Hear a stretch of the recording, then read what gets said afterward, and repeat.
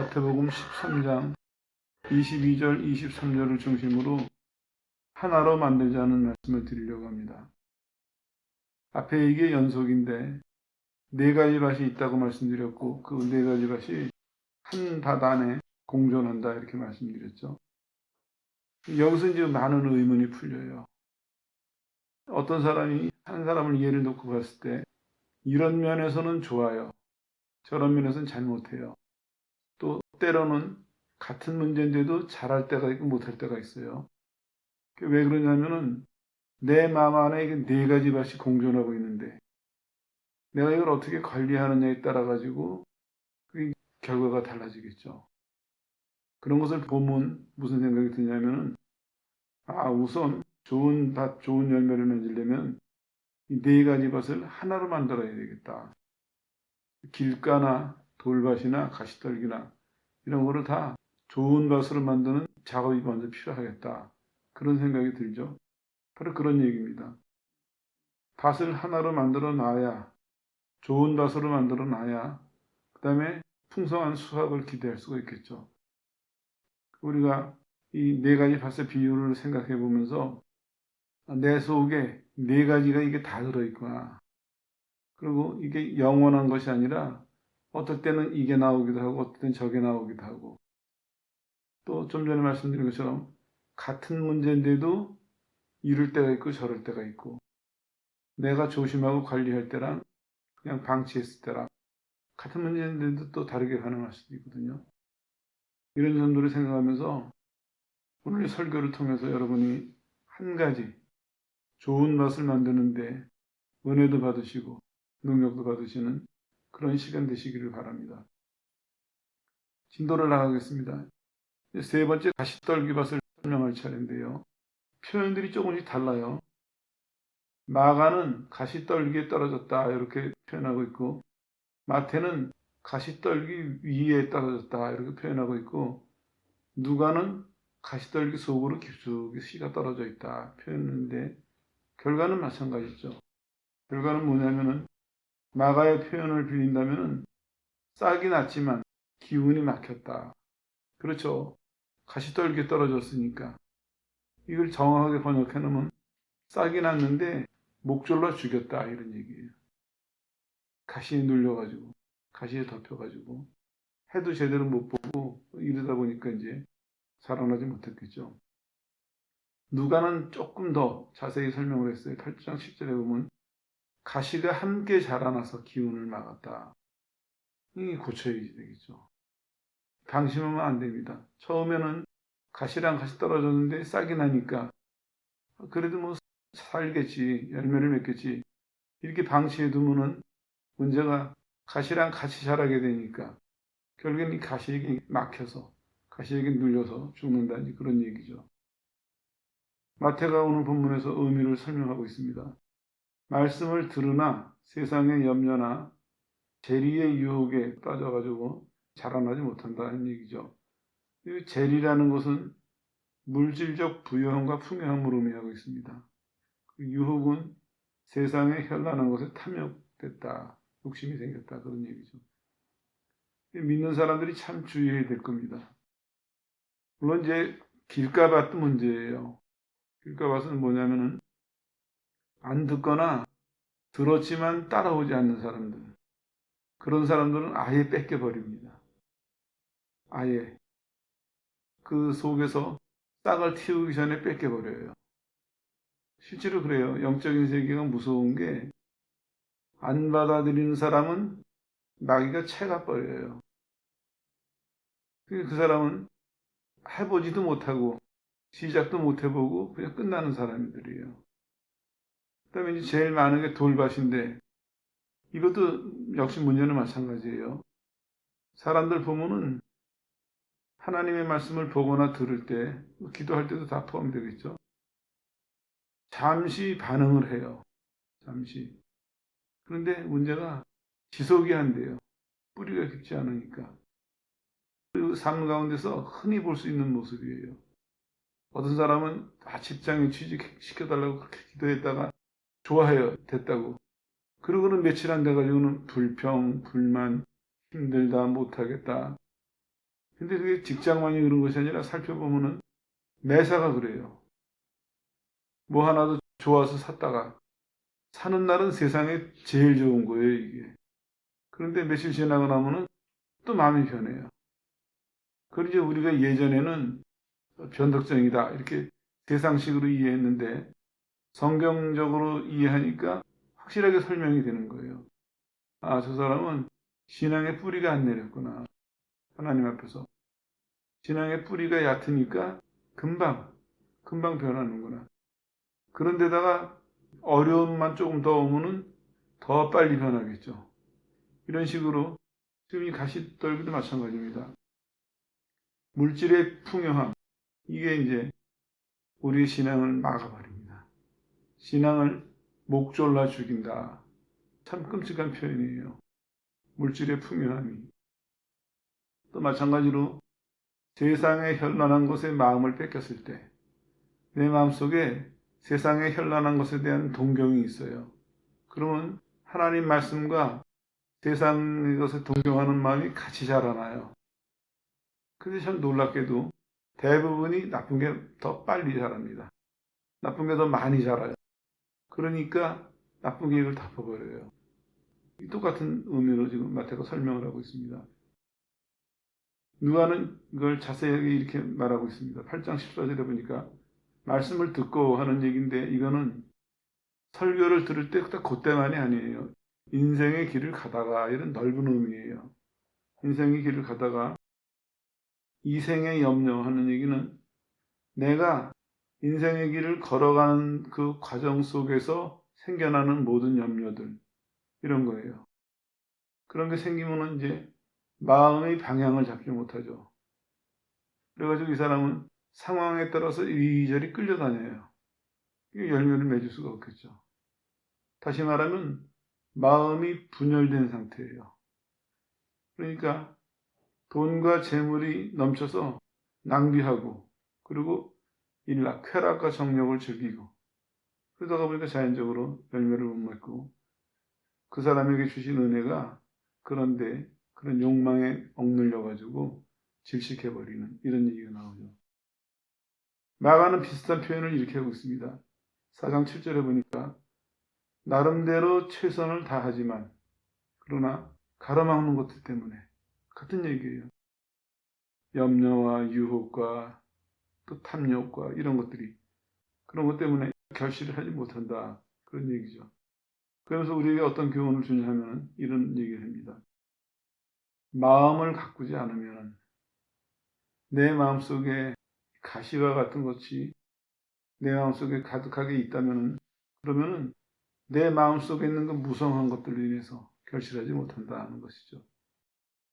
그래서 다시 이게 원점으로 돌아가면 믿을 때 왜 하나님이 회개를 시키실까요?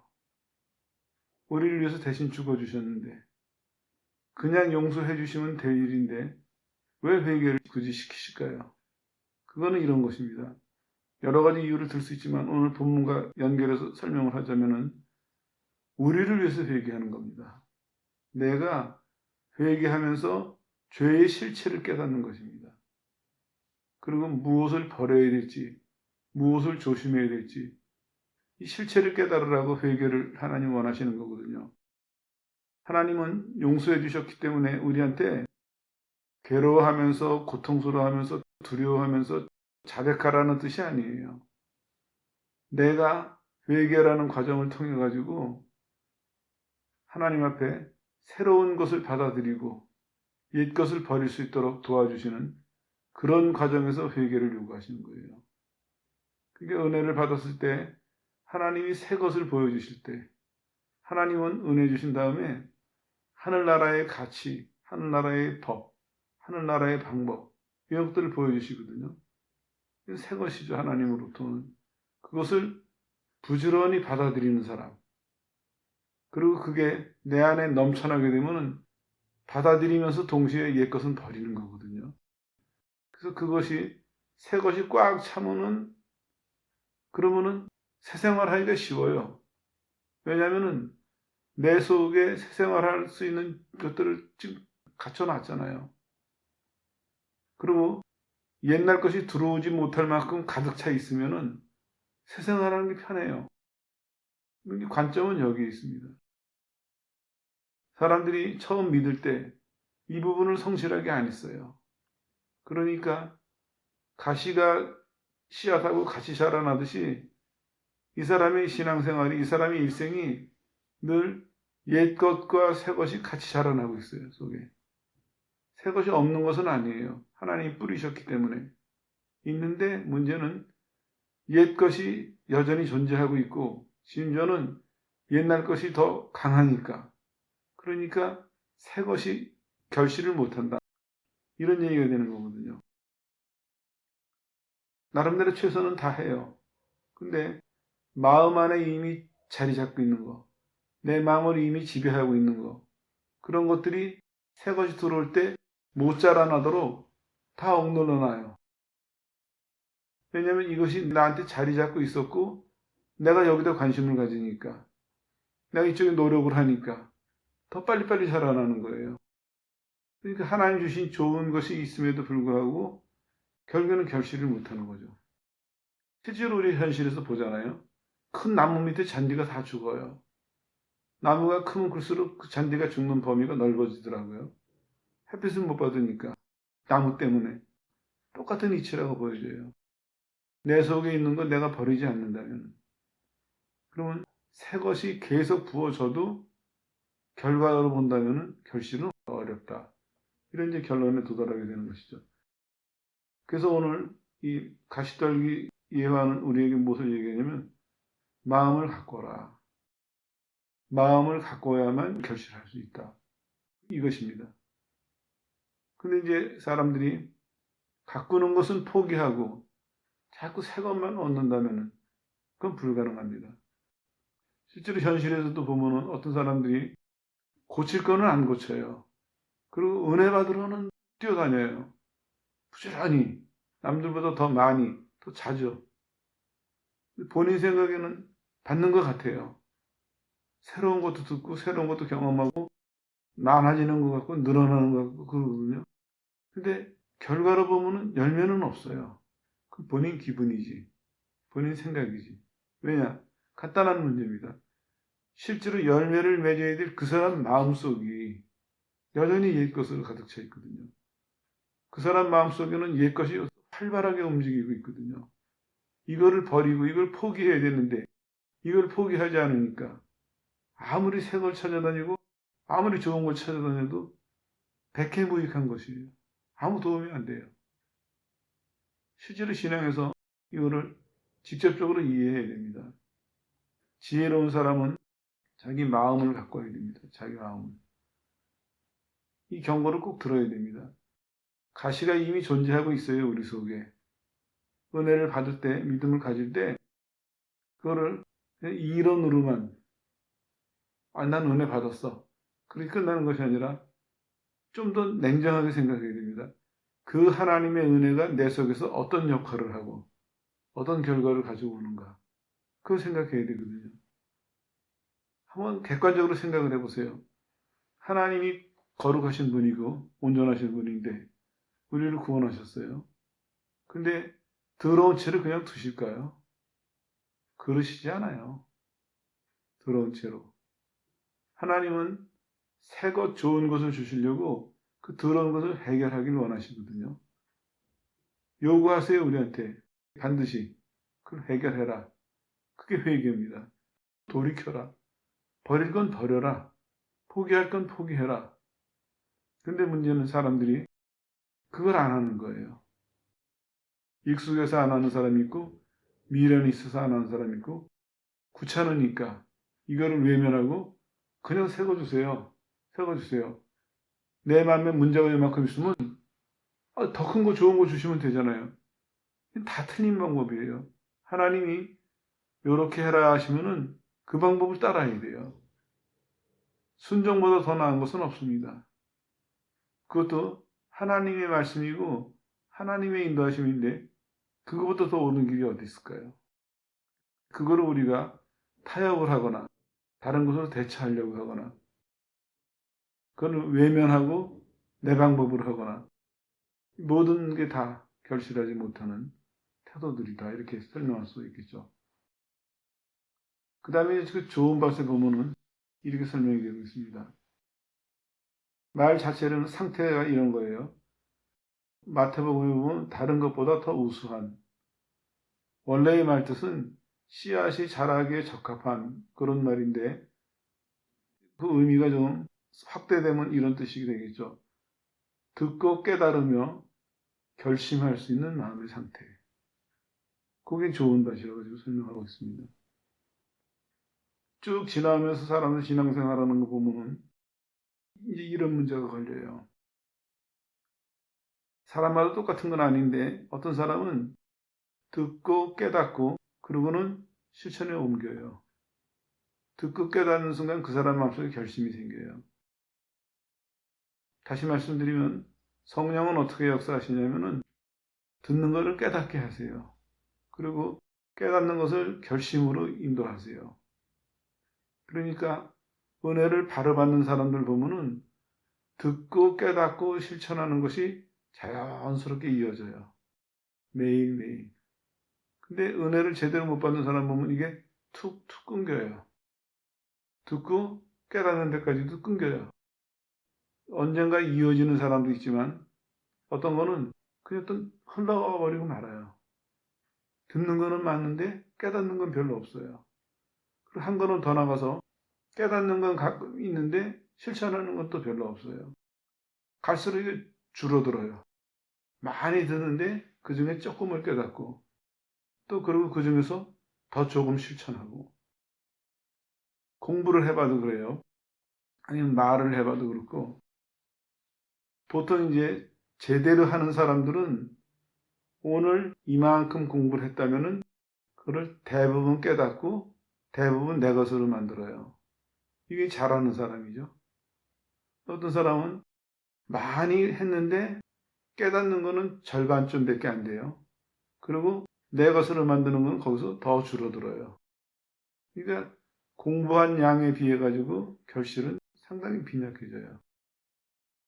이게 실제로 우리 삶에서 일어나요. 이게 공부뿐만 아니라 제일 심각한 것은 신앙생활이 이렇다는 거예요. 신앙생활이. 은혜는 동일하게 받는데, 그렇죠. 하나님 차별 없으시니까. 근데 내 것으로 만드는 결과를 본다면은 너무 차이가 나는 거예요. 그러고는 이제 원인을 잘못 이해하는 거예요. 저 사람은 저러니까, 이 사람은 이러니까. 자기 거는 변명하고, 남의 거는 핑계대고. 그건 아니에요. 그건 태도가 자기가 잘못된 것입니다. 자기가 잘못된 태도를 갖고 있기 때문에 동일한 걸 받으면서도 동일한 결과를 못 내놓는 거죠. 오늘 얘기는 이제 그렇게 시작됩니다. 좋은 것에 대해서. 그리고 또 이어지는 얘기가 이런 얘기예요. 듣고 깨닫는 그거를 다시 설명해 드리면 이런 거예요.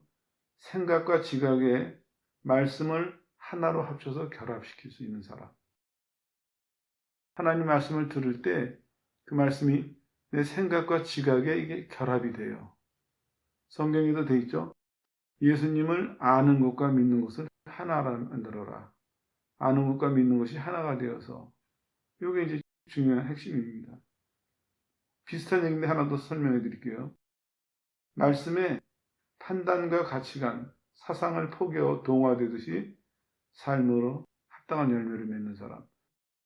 말이 좀 어려운데 똑같은 얘기예요. 하나님 말씀이 주어졌을 때 내 판단과 가치관 그런 것이 합쳐져요. 그리고 이게 잘 어우러져요. 그래서 내가 말씀에 동화가 돼요. 그 말씀에 내 생각이 바뀌고 판단이 바뀌고 행동이 바뀌고 해가지고 자연적으로 결실을 하게 되는 것이죠. 그리고 이제 누가복음 8장 15절이 이렇게 설명하고 있어요. 착하고 하는 얘기는 지혜롭고 의로움 혹은 숭고한 것에 열심인 사람 그런 걸 착하다 표현하고 있고 조언하는 것은 선하고 유익한 것을 위해서 불필요한 것들을 포기할 줄 아는 마음가짐. 이걸 선하다고 성경은 말하고 있습니다. 다르죠? 다른 사람들 속에는 돌밭이 있거나 가시가 있거나 하나님께서 원치 않으시는 세상적인 것들이 자리를 잡고 있는데 이것 때문에 자라나지 못했는데 이 사람은 보니까 마음속에 있는 것이 좋은 것이 있어요. 하나님이 말씀하시면 그걸 받아들이려는 마음도 있고 그거를 잘 동화하려는 각오도 돼 있고 그리고 그걸 받아들일 때 하나님 주시는 은혜에 비해서 합당하지 않은 것은 언제든지 버리려고 하는 그런 마음이 있는 것이죠. 그래서 성경을 보거나 기도할 때 오늘 본문 연결해서 표현하면 이런 표현이 나와야 돼요. 그 사람의 모습이 특히 마음 상태가 성경을 보거나 기도할 때 하나님은 계속 은혜를 주시거든요. 그러면 잘하는 사람의 경우는 계속 채워지면서 버릴 거를 계속 버려요. 그래서 이게 신앙생활 잘하는 것입니다. 많은 사람들도 살펴봤는데 대부분이 여기 걸려 있더라고요. 아까 말씀드린 것처럼 버릴 거는 안 버리고 그리고 자꾸 채우려고만 해요. 안 되니까 더 많이 채우려고 하고 더 많이 채우려고 욕심을 내고 본인이 열심이라고 생각하겠죠. 욕심을 내다가 보면 제대로 안 되니까 당연하죠. 안 되는 게. 그러니까 어떻게 되냐면 이제는 비정상적인 방법을 쓰는 거예요. 하나님이 원하시는 정상적인 방법이 아니라 어디 가면 된대더라. 누가 기도해주면 된대더라. 비정상적인 방법이 나오는 거예요. 그리고 신앙이 곁길로 가는 거예요. 그게 어려운 일이 아니에요. 하나님 뜻을 제대로 따라가지 않으면 자연스럽게 순서가 그렇게 돼 있습니다. 못 받아요. 받으려고 한동안은 애를 써요. 노력을 한다고요. 그래서 안 되면은 욕심은 여전히 있으니까 안 되면 이제 비정상적인 방법으로 고개를 돌리는 거예요. 그래가지고 비정상적인 방법으로 하나님의 은혜를 구하니까 결과는 더 무섭게 돼버리는 거죠. 그게 먼데 있는 얘기가 아닙니다. 얼마든지 누구에게나 일어날 수 있는 얘기입니다. 여기서 이렇게 말씀하고 있어요. 좋은 밭은 선하고 유익한 것을 받아들이는데 혹은 따라가는데 불필요한 것이 내 속에 있다면 언제든지 포기할 줄 아는 그런 마음의 상태, 그런 마음의 움직임, 이거를 좋은 밭이다 표현하고 있습니다. 그리고 네 가지 밭 중에서 처음 이 단어가 등장했는데 뭐냐면은 듣고 지키어 인내로 열매를 맺는다. 이 구절이 눈에 들어왔어요. 다른 밭에서는 이 말이 없어요. 근데 여기 보니까 참 많이 생각을 하게 하는 구절이에요. 듣고 지켜요. 훌륭하잖아요. 원래 상태도 좋아요. 다른 밭보다. 근데 태도도 좋아요. 반응도 듣고 지키고. 근데 거기 하나가 더 필요해요. 열매를 맺힐 때까지는 인내한다.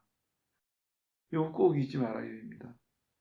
우리가 너무 이제 쉽게 생각해가지고 열매를 맺으려면은 좋은 맛만 탁 먹으면 되겠지.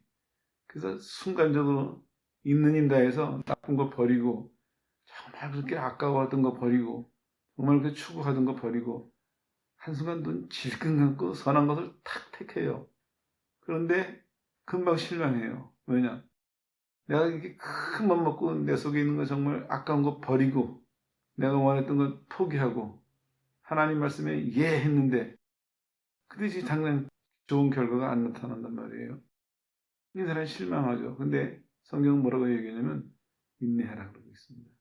그 마음을 먹었으면은 그 마음을 언제까지 먹냐면 하나님 말씀하신 것이 다 이루어질 때까지. 다시 말하면 하나님 원하시는 열매를 다 맺을 때까지 인내하라. 여기서 이제 또 우리가 답을 하나 찾을 수 있어요. 은혜는 풍성한데 왜 열매가 적을까? 답이 여기서 나와요. 상태도 물론 중요하고 반응도 중요한데 또 하나 중요한 요소가 있어요. 인내하라는 이 구절도 한참을 생각하고 지나갔어요. 아, 그렇구나. 인내해야 되는구나. 좋은 상태만 순간적으로 유지해가지고는 결실하지 못하는구나. 실제로 그렇잖아요. 좋은 밭에 좋은 씨를 뿌렸어도 금방 그 열매를 맺나요? 1년생이면 적어도 1년을 기다려야 되고 다년생이면 적어도 몇 년을 기다려야 되겠죠. 같은 이치입니다. 그래서 성경이 우리에게 권면하기를 선한 소망을 가지고 견고하게 유지하는 마음. 이게 좋은 마음이다. 좋은 맛이다. 얘기하고 있습니다. 그러니까 급하게 생각해서는 안 됩니다. 내가 선한 마음을 먹었다고, 선한 행위를 했다고, 또 교인 중에 이런 사람이 있어요. 선한 행동도 안 하던 것, 혹은 못 하던 것을 큰 맘 먹고 선한 행동을 했어요. 그리고 이제 기대가 탁 생기는 거예요. 기쁜 결과가 있겠지. 근데 기쁜 결과가 없을 수도 있고, 오히려 해가 돌아올 수가 있어요. 그럼 이제 거기서 더 상처를 입는 거죠. 그리고 하나님 앞에 와서 이제 하소연을 해요. 하나님, 제가 좋은 마음으로 했는데, 하나님 말씀 따라서 했는데, 왜 이렇습니까? 하소연하는데, 성경을 더 봐야 돼요. 뭐냐면은, 좋은 마음을 가진 다음에, 또 하나 필요한 것이 인내하는 거. 그리고 좀 더 비판적으로 말하면은, 실제로 좋은 마음을 가지면은요, 인내가 그 안에 있어요. 왜냐면은, 내가 좋은 마음을 갖는다는 얘기는 하나님이 결실을 원하실 때까지 내가 유지하는 각오가 돼 있는 거거든요. 다시 말씀드리면 이런 거죠. 앞에 사람은 이제 뭐가 문제냐면 내가 좋은 마음을 가졌다는 데 중요해요, 이 사람은. 내가 좋은 마음을 가졌고 내가 좋은 마음을 했는데 왜 이렇게 돼? 이렇게 나오는 건 내가 주체예요. 내가 그랬는데. 근데 성경이 말하는 좋은 마음은 어떤 마음이냐면 하나님이 이걸 원하시는구나. 그럼 이 사람은 그쪽으로 가는 거예요, 마음이. 그럼 이 사람은 자기는 객체가 되는 거예요. 하나님이 주체가 되는 거예요. 그러니까 좋은 마음을 갖고 결심하고 실천하는데 이 사람이 자기가 어떠한 희생을 했어도 그게 중요하지가 않아요. 왜냐하면 이 사람 머릿속에는 하나님이 바라시는 열매가 목표거든요. 그러니까 내가 무엇을 얼마큼 했는 건 중요하지 않아요. 그러니까 그 과정에서 수고하고 힘들고 기다려야 되고 반대를 받고 어려움을 당하고 유혹을 당하고 다 이겨나갈 수가 있어요. 왜냐면 난 아직 목표를 못 이뤘으니까. 내가 원하는 목표는 저 앞에 있으니까 무슨 일이 다가와도 이 사람은 나는 결실해야 돼. 나는 열매를 맺어야 돼. 간단하게 말씀드리면 나는 하나님의 그 말씀을 지켜야 돼. 그거 하나가 있으니까 무슨 일이 다가와도 이 사람은 그게 중요하지 않아요. 차이는 그겁니다. 근데 앞에 사람은 자기가 중요해요. 내가 선한 맘 먹었는데, 내가 큰 맘 먹고 선한 행동을 했는데, 근데 왜 결과가 이게 돌아와? 이해하시겠죠? 선한 마음을 잘못 이해한 것입니다. 좋은 땅을 잘못 이해한 거예요. 이건 좋은 땅 아니에요. 좋은 땅이 되려면 그거 빠져야 됩니다. 내가. 이게 얘기를 확대해보면 사람들이 신앙생활하면서 왜 하나님의 것을 충만하게 받지 못할까? 하나님은 주시는데 왜 열매를 맺지 못할까? 가장 기본적인 게 여기 걸려 있어요. 내가 여전히 주체예요. 그러니까 은혜 받았다고 하는 사람들도 내가 주체예요. 내가 은혜 받은 거예요, 내가. 내가 은혜를 받아서 내가 열심히 믿는 거예요. 내가 은혜를 받아서 내가 그 말씀을 열심히 지키는 거예요. 내가 은혜를 받고 내가 하나님께 충성하는 거예요. 다 내가 주체예요. 내가 주인이에요. 그러고는 어떻게 착각하냐면 난 하나님을 잘 믿는 사람이야. 헌신된 사람이야. 아니에요. 제일 큰 변화는요. 하나님한테 은혜를 받는 순간 주체가 바뀌어요. 이제는 하나님이 주체예요. 하나님이. 아브라함의 예를 들어볼까요? 아브라함보다는 이스라엘의 예가 낫겠네요. 포로 생활을 하고 있어요. 하나님이 돌아가리라고 예언을 하셨어요. 돌아갈 기회가 주어졌어요. 굉장히 먼 길이에요. 와서 포로로 70년을 지내면서 겨우 터전을 잡아놨어요. 돌아가는 길에 어떤 일이 벌어질지 장담 못해요. 돌아가서도 행복할 거라는 보장도 없어요. 그래서 이 사람들이 왜 그 길을 택하고 갔을까요? 하나님이 가라 그러시니까. 하나님이 돌아가라 그러시니까. 그동안에 와가지고 노예로서 고생하고 그러면서 터전을 잡아놓은 거 70년의 고생? 아무것도 아니에요, 그 사람들에게는. 돌아가면서의 위험, 돌아가면서의 수고, 돌아가면서의 어려움, 가서야 아무런 보장 없는 거. 그게 문제가 아니에요. 하나님이 가라 그러셨습니다. 하나님 가르쳤습니다. 무조건 가야 돼, 이 사람들은. 고생을 하든 가다가 죽든 가야 돼요. 근데 그걸 제대로 받아들인 사람이라면은 죽는다는 생각을 안 하겠죠. 가게 하셨으니까 도착할 거거든요. 정착할 거거든요. 어떤 삶이 준비되어 있는지는 모르지만 차이는 그겁니다. 은혜를 받는다는 얘기는요.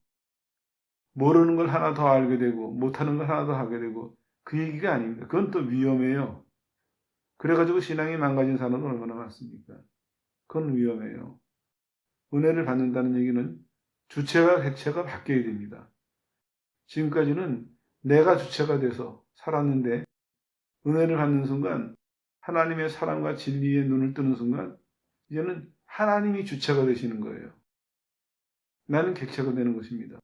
그래서 나는 하나님에게 이끌려 다니는 거예요. 그러면 믿기도 쉽고 따라가기도 쉬워요. 아무 문제가 없습니다. 요게 전환이 안 되기 때문에 사람들이 믿으면서도 매일 어려운 거예요. 매일 부딪히는 거예요. 아마 사람들이 그런 질문이 생길 거예요. 하나님이 살아계시고 그렇게 능력이 많으시고 십자가에서 죽으신 만큼 사랑하시는데 왜 이렇게 될까? 그래서 사람들이 이제 스스로 생각하는 게 뭐냐면은 이 세상의 삶은 다 이런 건가 보다. 아니에요. 성경은 보면 다른 삶이 분명히 보장돼 있고 다른 삶을 살아간 사람들이 있어요. 여기 살면서 천국을 맛보고 산 사람들이 있고 여기 살면서 천국의 기쁨 속에서 산 사람들이 있거든요. 히브리서 11장부터 쭉 읽어보세요. 그 사람들 얘기가 쭉 나오고 있어요. 히브리서뿐만이 아니에요. 많은 믿음의 사람들이 그렇게 살아갔어요. 근데 왜 오늘날 그런 사람들이 전부냐? 잘못 이해하고 있는 거예요. 하나님의 은혜를. 잘못 받아들이고 있는 거예요. 가장 근본적인 문제, 가장 기본적인 문제, 주체와 객체의 바뀌는 이걸 안 받아들이는 거예요. 이걸 안 놓고 있는 거예요. 그러고는 본인이 주체가 돼서 하나님의 것을 자꾸 쌓는 거예요. 하나님의 것을 쌓으면 좋아지겠지. 하나님의 것이니까. 아니에요. 바탕이 아닌데요. 그릇이 아닌데요. 그래서 열매가 안 나오는 거거든요. 여기도 그런 얘기입니다. 좋은 밭에 대한 것이 좋은 밭은 방법을 지금 말하고 있지 않습니다. 성경은 좋은 밭이 어떤 밭인지 상태를 설명하고 있습니다. 좋은 밭이 어떤 밭인지 태도를 설명하고 있어요. 여기서 우리가 눈을 떠야 됩니다. 좋은 밭은 방법이 아니구나. 오히려 이거는 하나님이 보시기에 좋은 밭이 될 수 있는 상태가 되어야 되겠구나. 그럼 결국에는 변화라는 거거든요. 내 속이, 내 마음이 변해서 하나님이 원하시는 모양이 되어야겠구나. 하나님이 원하시는 상태로 바뀌어야 되겠구나. 그런 것을 깨달아야 되는 것이죠. 착하고 좋은 이런 말은 누가는 또 이렇게 설명하고 있어요. 모든 진리를 수용하려는 겸손한 마음이다. 그렇습니다. 그렇게 될 때 결실한다는 얘기죠. 결과를 보면요. 아시는 대로 30배, 60배, 100배 이렇게 나오는데 두 가지 차이가 있어요. 뭐냐면 마가는 점층적인 방법을 썼어요. 30배, 60배, 100배. 이건 무슨 얘기냐면요. 점점 풍성해질 거다 하면서 이 얘기를 종말론적 풍성함으로 연결시키고 있어요. 마가는. 근데 반대로 마태는 점강법을 쓰고 있어요. 100배, 60배, 30배. 그거는 어떤 의도냐면 열매를 많이 맺어야 된다를 강조하기 위해서 100배를 먼저 앞에다 내세운 겁니다. 차이는 그런 차이예요. 이건 이제 잘못 이해해가지고 우리가 30배, 60배, 100배를 자꾸 우리식으로 이해했는데 그런 의미는 아니에요. 열매를 많이 맺는데 근데 마가는 늘어나면서 종말에 이렇게 풍성해질 거다 하는 쪽으로 이 얘기를 끌어가고 있고 마태는 아예 많이 맺어야 된다 하는 것을 강조하는 그런 얘기죠. 누가는 더 간단하게 했어요.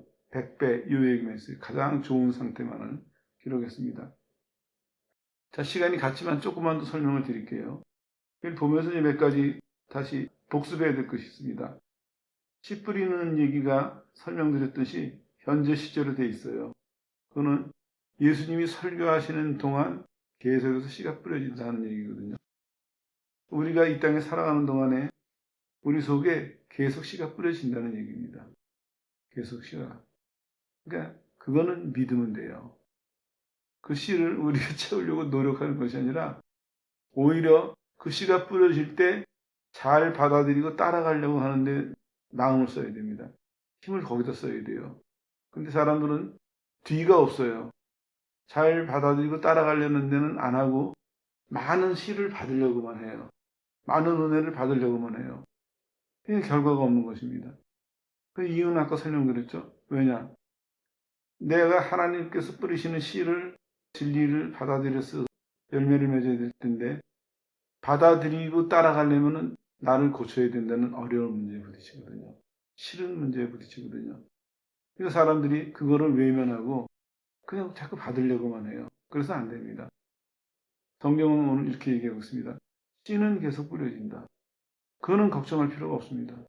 그건 믿으면 돼요. 오히려 그걸 잘 받아들이고 따라가려는 그것이 우리가 준비해야 될 부분이죠. 예수님께서는 생애를 살펴볼 때 비난이 오거나 사람들이 반응하지 않을 때도 계속 말씀을 전하고 다니셨어요. 그게 한 가지 증거죠. 그 다음에 사단이 뺏어가는 이유는 뭐냐면은 마태복음 13장 9절에 보니까 깨닫지 못하는 아둔한 사람이거나 받아들이지 않는 완고한 사람, 그때 뺏어가겁니다. 다시 말씀드리면 이거예요. 씨가 떨어져서 열매를 맺게 돼 있는데 반드시. 근데 안 되는 사람은 뭐냐? 아둔하거나 완고한 그런 사람만이 열매를 못 맺습니다. 이건 경고입니다. 모두에게 씨를 뿌리시고 모두 열매를 맺도록 역사하세요. 근데 만약에 못 맺는다면 그건 둘 중에 하나에 속한다. 이건 본인 책임이다. 이런 경고가 되겠죠. 그리고 거기 보면 이제 아까 그 얘기인데 기쁨으로 받으나 하는 얘기는 즉각 반응은 하는데 심령이 깨지지 않은 사람은 뿌리를 내리지 못한다. 추가적인 설명도 기억하시면 되겠습니다. 그 다음에 또 하나 보면 그때 하는 것은 이런 것입니다. 말씀을 들을 때 이게 문법으로 보면 이런 얘기예요. 염려, 욕심, 유혹이 오기 전에 말씀이 먼저 들려졌다 하는 얘기입니다. 그러니까 신앙생활하면 두려울 필요가 없어요. 왜냐하면 하나님은 먼저 늘 은혜를 주세요. 시험이 먼저 와서 그 다음에 은혜가 오는 것이 아니라 실은 은혜가 먼저 왔는데 우리가 그 은혜를 제대로 받아들이지 않으니까 다른 게 자라나서 문제를 일으키는 것이죠. 그래서 이거저런 우리에게 이런 것을 생각하게 해요. 내가 무엇에 사로잡혀 있는가 생각하면서 살라는 것입니다. 뭐에 사로잡혀 있는가. 내가 하나님께서 원하시지 않는 다른 것에 사로잡혀 있지만 않다면은 하나님은 시험이 오기 전에 말씀을 먼저 주시고 말씀을 결실할 수 있도록 역사하신다는 얘기죠. 결실치 못한다 하는 얘기는 이런 얘기입니다. 영적으로 쓸모없는 얘기고 좀 더 확대해 보면은 도덕적으로나 정신적으로 황량하다 하는 그런 얘기입니다. 정리하겠습니다. 이와 같이 우리 마음속에는 네 가지 모습이 다 있어요. 어떤 사람에게는 이런 모습이 많고 어떤 사람에게는 저런 모습이 많고 다 있거든요. 그래서 우리는 누구나 다 정신 차려야 됩니다.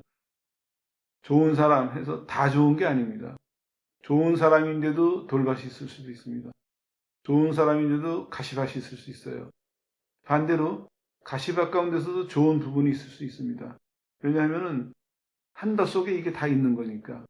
그래서 그걸 가지고 이런가가 되시지 말고 실제로 내 마음을 평상시도 살피고 무슨 일을 만날 때마다 살피면서 내 마음을 하나님이 원하시는 좋은 밭 한 가지를 만들어 가야 되겠다. 아, 나는 이런 부분은 돌밭과 같구나. 이런 부분은 가시밭과 같구나. 이렇게 깨달아지는 것을 하나하나 고쳐나가면 됩니다. 하나하나 고쳐서 내 마음을 한 가지 밭, 하나님 원하시는 좋은 밭으로 만들어서 살려고 노력할 때 자연적으로 내 마음 전체 안에, 내 삶 전체 안에 하나님께서 원하시는 열매가 골고루 풍성하게 맺혀질 수 있다. 이런 얘기가 되는 거거든요. 여러분들 모두가 이 시간을 계기로 마음을 한 마음으로 만드는데 마음을 한 가지로 만드는 것에 그 관심을 가지시고 노력하셔서 예전보다는 더 풍성하고 충만한 삶이 되시기를 주의 이름으로 축원합니다.